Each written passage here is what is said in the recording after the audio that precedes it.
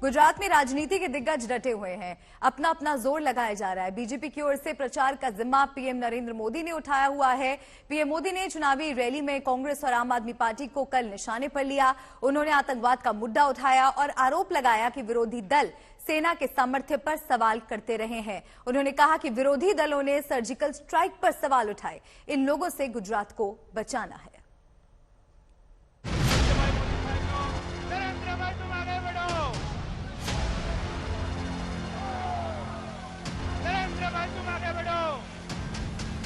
कहीं वादों की लड़ाई है, कहीं दावों का जोर है, पर बीजेपी को भरोसा है कि गुजरात में सिर्फ मोदी मोदी का शोर है।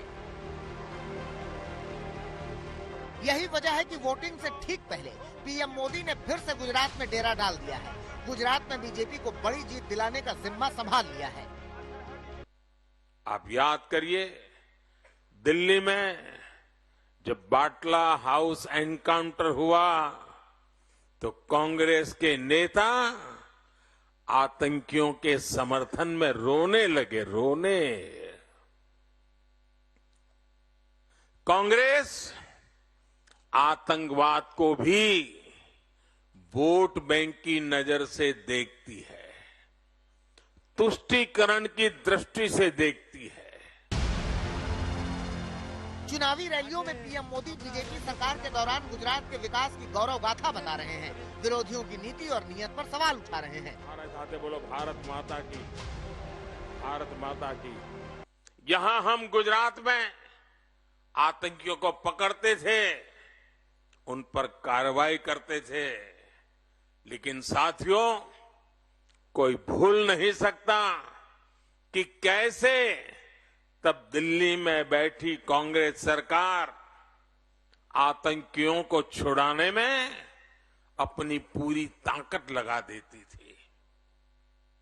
हम कहते रहे कि आतंक को टारगेट करो, लेकिन कांग्रेस की सरकार आतंक को नहीं, मोदी को टारगेट करने में लगी रही।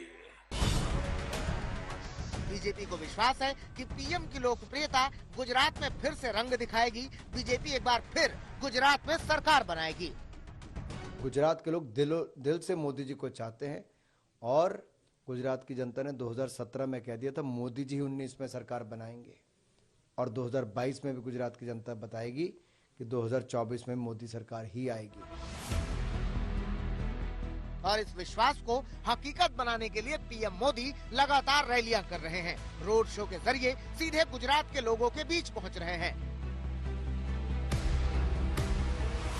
उधर कांग्रेस सवाल कर रही है कि अगर नाम भी काफी है तो पीएम मोदी बार बार गुजरात क्यों आ रहे हैं। चुनावी माहौल के बीच अपने गृह राज्य का दौरा लगा रहे हैं। एक तो केंद्र सरकार का नरेंद्र मोदी जी प्रधानमंत्री हैं, आपके प्रदेश के ही हैं। अमित शाह जी गृह मंत्री हैं। राजनीति कर रहे पूरे गुजरात में, इतने दौरे कर रहे हैं प्रधानमंत्री जी। मेरे ख्याल से इतिहास में कभी दौरे इतने नहीं किए होंगे। उनको जरूरत क्या नहीं किया पर उनका नाम ही बहुत बड़ा होता है प्रधानमंत्री का। पूरा गुजरात जानता है कि प्रधानमंत्री हमारे प्रदेश के हैं, उनको जरूरत क्या बाबा नहीं की है।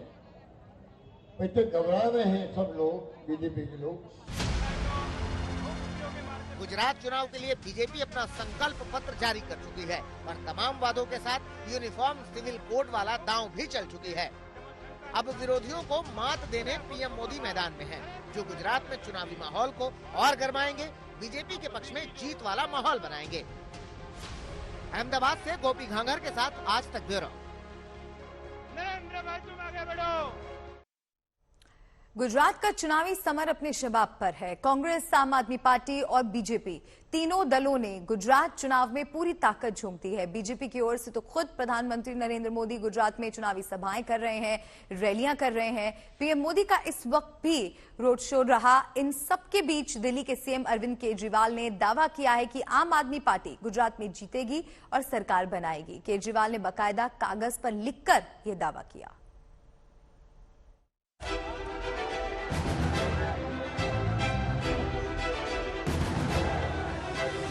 के सामने लिख के भविष्यवाणी करने जा रहा हूं गुजरात में आम आदमी पार्टी की सरकार बन रही है। इसे कहते हैं पक्का भरोसा।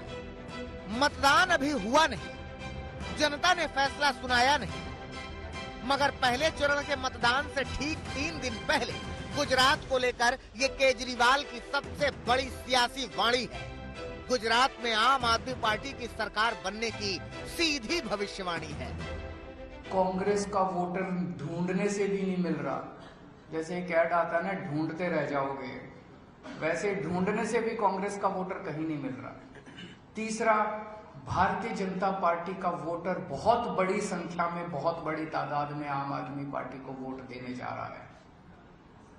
पूरा गुजरात इस टाइम बदलाव मांग रहा है। गुजरात में आम आदमी पार्टी की सरकार बन रही है। ये आज आप नोट कर लीजिए, ये भविष्यवाणी भी नोट कर लीजिए और ये भविष्यवाणी सही होगी।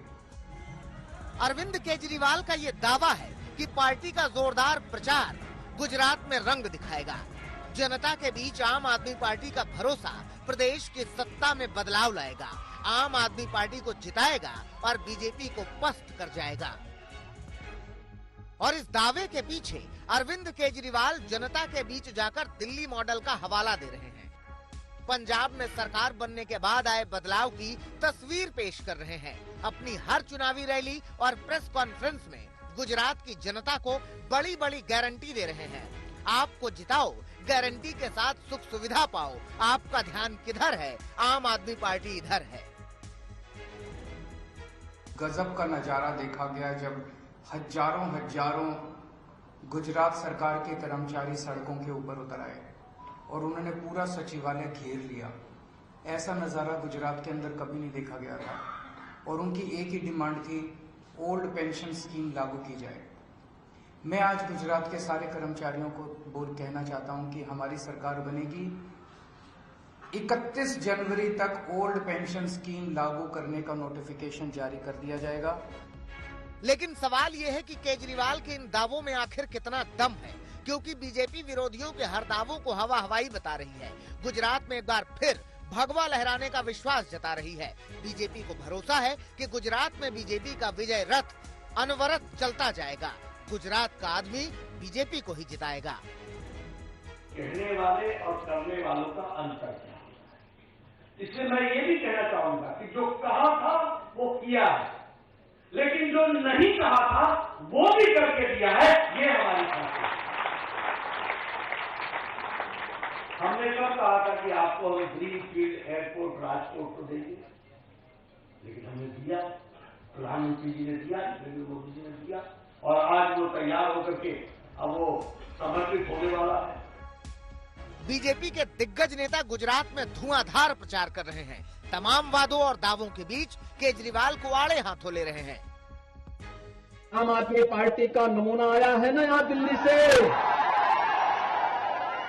यह तो आतंकवाद का सच्चा हितैषी है।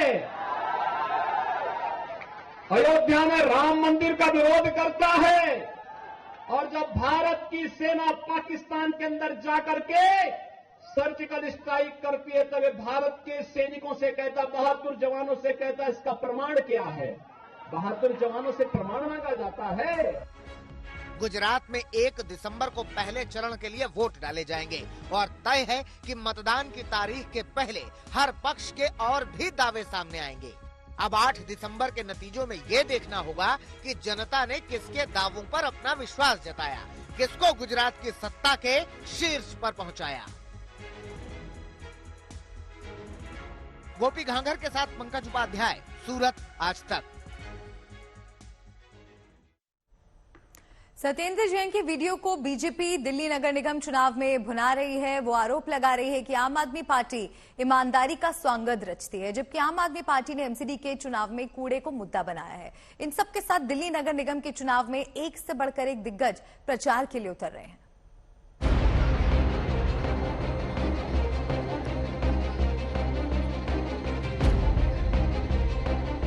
कहने के लिए दिल्ली में निगम के चुनाव है, मगर यहाँ की गहमा गहमी किसी विधानसभा चुनाव से कम नहीं है। एमसीडी के त्रिकोणीय मुकाबले में तीनों दलों ने अपनी पूरी ताकत झोंक दी है। एमसीडी चुनाव से एक हफ्ते पहले दिल्ली की गली गली में जबरदस्त प्रचार का शोर है। प्रचार के जरिए हर पार्टी का जोर है। दिल्ली के इलाके नारों और वादों से पटे पड़े हैं। दिल्ली वालों को लुभावने के लिए सभी राजनीतिक दल अपने अपने पासे फेंक रहे हैं। जीत के लिए अपनी राह के सारे कील कांटे दुरुस्त किए जा रहे हैं। इसी कड़ी में बीजेपी अध्यक्ष जेपी नड्डा ने दिल्ली में प्रचार का जिम्मा खुद संभाला। देखिए, दिल्ली के वजीरपुर इलाके में ये बीजेपी अध्यक्ष जेपी नड्डा का रोड शो है। जनता के बीच जेपी नड्डा दम भर रहे हैं कि इस बार भी एमसीडी पर बीजेपी का ध्वज लहराएगा। दिल्ली का मतदाता बीजेपी को जिताएगा। बीजेपी जहां एक बार फिर एमसीडी चुनाव में जीत का विश्वास जता रही है, तो आम आदमी पार्टी इस बार एमसीडी में बदलाव की लहर बता रही है। आम आदमी पार्टी ने इस एमसीडी चुनाव में कूड़े के पहाड़ को मुद्दा बनाया। दिल्ली में गंदगी का आरोप बीजेपी पर लगाया। साथ में ये वादा लहराया कि दिल्ली में जिस तरह से आपकी सरकार ने तरक्की की राह बनाई है, ठीक वैसे ही एमसीडी में जीतकर दिल्ली को सुंदर बनाएंगे। आम आदमी पार्टी एमसीडी के इलेक्शन में जरा सी भी ढिलाई नहीं बरतना चाहती है। इसीलिए सीएम केजरीवाल समेत पार्टी के नेता लगातार प्रचार में जुटे। एमसीडी की सत्ता में बदलाव के जरिए दिल्ली के कायाकल्प की बात कर रहे हैं। आम आदमी पार्टी दिल्ली सरकार के काम के नाम पर वोट मांग रही है। एमसीडी में बीजेपी की हार की भविष्यवाणी कर रही है। बीजेपी और आप की जंग के बीच कांग्रेस भी जोर लगा रही है। दिल्ली में मौजूदगी का दम भर रही है। वहीं एमसीडी की 15 सीटों पर ओवैसी ने भी प्रत्याशी उतारे। तमाम इलाकों में जाकर ओवैसी प्रचार कर रहे हैं। अपनी रैलियों में दिल्ली दंगों का जिक्र भी कर रहे हैं। एमसीडी चुनाव को लेकर हर पार्टी अपना अपना दावा कर रही है। अपने प्रत्याशियों की जीत का दम भर रही है। आने वाले दिनों में एमसीडी का ये प्रचार युद्ध और तेज होगा, लेकिन प्रचार के शोर के बीच अंतिम फैसला दिल्ली की जनता के हाथ में होगा। दिल्ली से पंकज जैन के साथ आज तक ब्यूरो।